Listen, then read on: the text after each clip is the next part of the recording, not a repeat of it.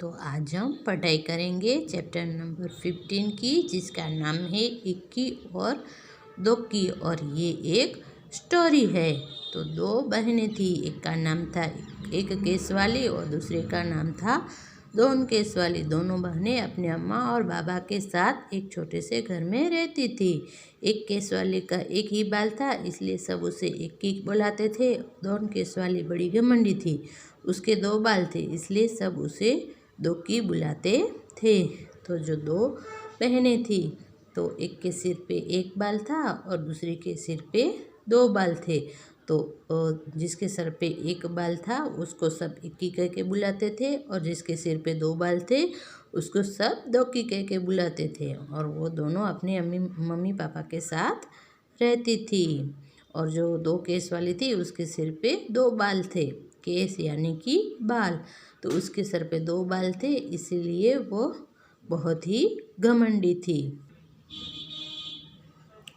अम्मा सोचती थी कि दोक्की जैसी सुंदर लड़की तो दुनिया में है ही नहीं, और बाबा उनको सोचने की फुर्सत ही कहाँ, काम में जो उलझे रहते थे। तो उसकी मम्मी थी, उसको जो दोक्की थी वो बहुत ही अच्छी लगती थी, और उससे ऐसा लगता था कि मेरी लड़की जैसी सुंदर कोई लड़की दुनिया में है ही नहीं। और उनके पापा थे, वो पूरा दिन काम में लगे रहते थे, इसलिए उनको ऐसा कुछ सोचने का मौका मिलता ही नहीं था। दोक्की हमेशा अपनी बहन पर रोब जमाती थी।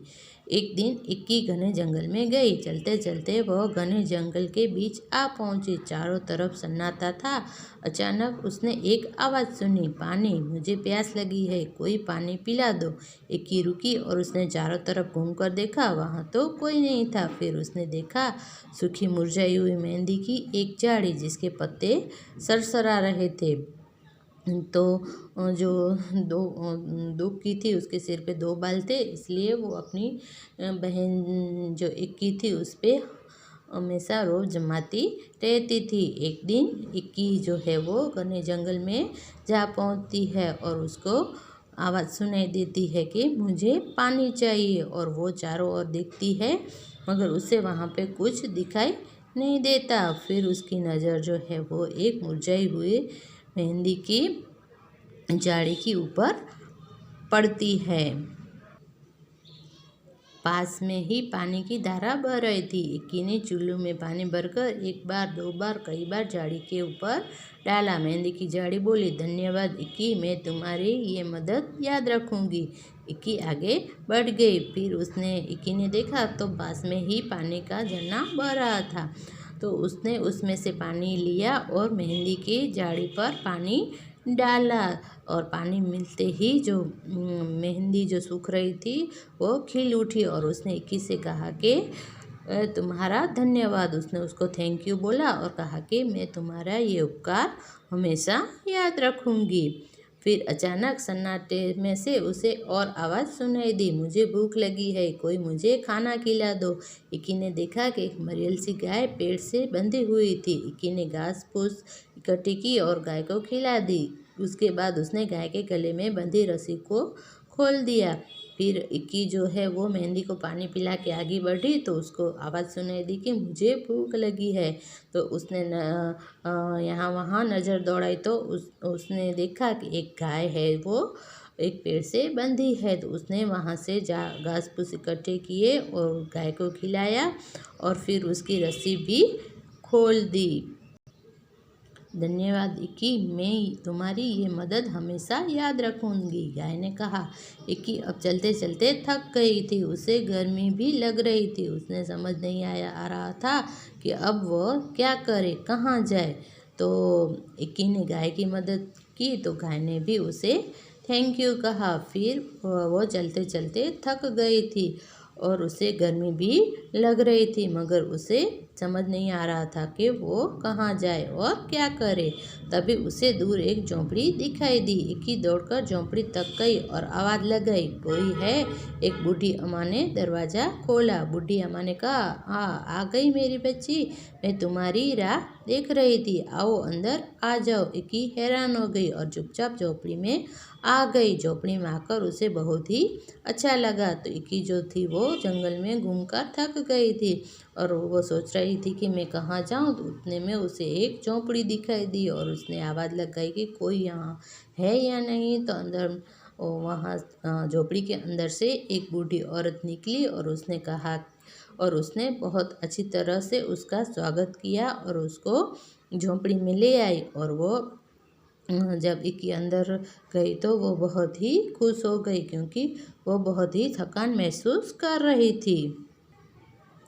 बूढ़ी अम्मा ने कहा, आओ बेटी, तुम्हारे लिए नहाने का पानी तैयार है। पहले अच्छी तरह से तेल लगाओ और उनके बाद नहा लो, फिर हम खाना खाएंगे। इक्की ने शर्माते हुए कहा, नहीं नहीं। अम्मा ने पुचकार कर कहा, अरे नहीं क्या, जैसा मैं कहती हूँ वैसा करो। तो फिर बूढ़ी अम्मा थी, उसने इक्की को कहा कि मैंने तुम्हारे लिए नहाने के लिए गर्म पानी रखा है, तो पहले तुम ये तेल है वो लगा लो और फिर नहा लो, और फिर हम दोनों साथ में बैठकर खाएंगे। मगर इक्की उनको पहचानती नहीं थी, इसलिए वह शर्माई और उसने मना किया। तो फिर उस बूढ़ी औरत ने कहा कि कोई बात नहीं, तुम ये सब कर लो, तुम तो मेरी बेटी जैसी हो। तो फिर जो इक्की थी उसने बूढ़ी अम्मा की बात मान ली। फिर पता है क्या हुआ, इक्की ने जैसे ही अपने सिर से तौलिया हटाया तो उसने पाया कि उसके सिर पर एक नहीं परंतु बहुत सारे बाल थे। इक्की इतनी खुश हुई वह खाना खा ही नहीं सकी, बस बार बार बूढ़ी अम्मा का धन्यवाद ही करती रही। बूढ़ी अम्मा ने मुस्कुराते हुए कहा, अब तुम घर जाओ बेटी और हमेशा खुश रहो। तो इक्की ने जैसे ही सिर पे तेल लगाया और नहाया और तौलिया सिर से हटाया तो उसने क्या देखा कि उसके सिर पर तो बहुत ही बाल आ गए थे, इसलिए वो बहुत ही सुंदर दिख रही थी। इसलिए वो बहुत ही खुश हो गई और वो बूढ़ी अम्मा को धन्यवाद देने लगी, क्योंकि उसके कारण ही उसके सिर पे बाल आ गए थे। तो फिर बूढ़ी अम्मा ने मुस्कुराते हुए उसे कहा कि अब तुम घर पर जा सकती हो और तुम घर पे जाओ और हमेशा खुश रहो। इक्की तो जैसे पंख ही निकल आए, वो सरपट घर की तरफ दौड़ी चली। रास्ते में उसे गाय ने मीठा दूध दिया और झाड़ी ने हाथों पर रचाने के लिए मेहंदी दी। घर पहुंचकर इक्की ने सारी कहानी सुनाई। दुक्की कहानी सुनते ही सीधे जंगल की तरफ भागी। दुक्की इतना तेज भागी कि न उसे प्यासी झाड़ी और न ही भूखी गाय की पुकार सुनी। तो फिर इक्की जो है वो खुश होकर अपने घर गई और घर पे जाके सबको अपनी कहानी सुनाई।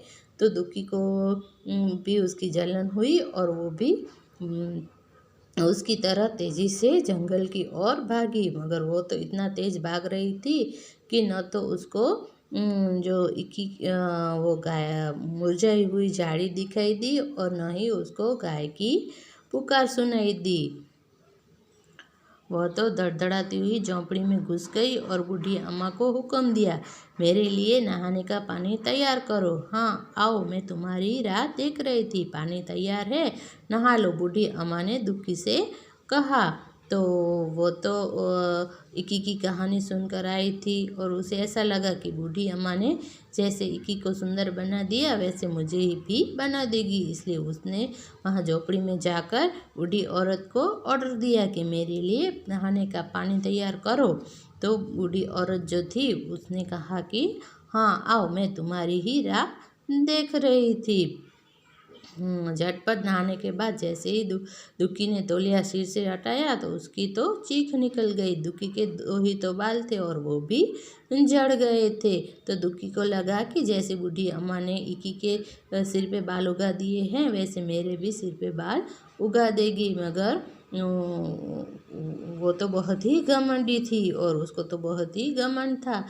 इसलिए क्या हुआ कि उसके सिर पे जो 2 बाल थे वो भी चले गए थे। दुक्की के तो 2 ही बाल थे और वो भी जड़ गए। रोते रोते दुक्की घर की तरफ चलने लगी। रास्ते में उसे गाय ने सींग मारा और मेहंदी की झाड़ी ने कांटे चुभो दिए, मगर अब ये दुक्की को अपना सबक सीख चुकी थी। इसके बाद इक्की दुक्की अपने अम्मा बाबा के साथ खुशी खुशी रहने लगे।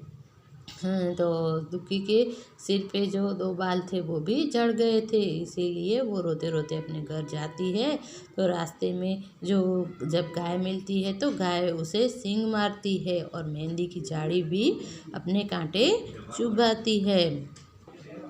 दुक्की जो थी वो बहुत ही घमंडी थी और उसको उसका सबक मिल गया था और उसे पता चल गया था कि हम अगर किसी पे रौब जमाते हैं तो फिर उसका परिणाम ऐसा ही आता है। इसलिए उसको सारी बात समझ में आ गई थी और वो अपने किए पर पछता रही थी और फिर वो अपनी मम्मी पापा और इकी के साथ खुशहाल बड़ी खुश होकर रहने लगी और उसने भी अपना जो स्वभाव था वो बदल दिया था। तो इस कहानी से हमें यह सीख मिलती है कि हमें कभी भी किसी भी बात का घमंड नहीं करना चाहिए और कभी भी किसी की भी ईर्ष्या नहीं करनी चाहिए।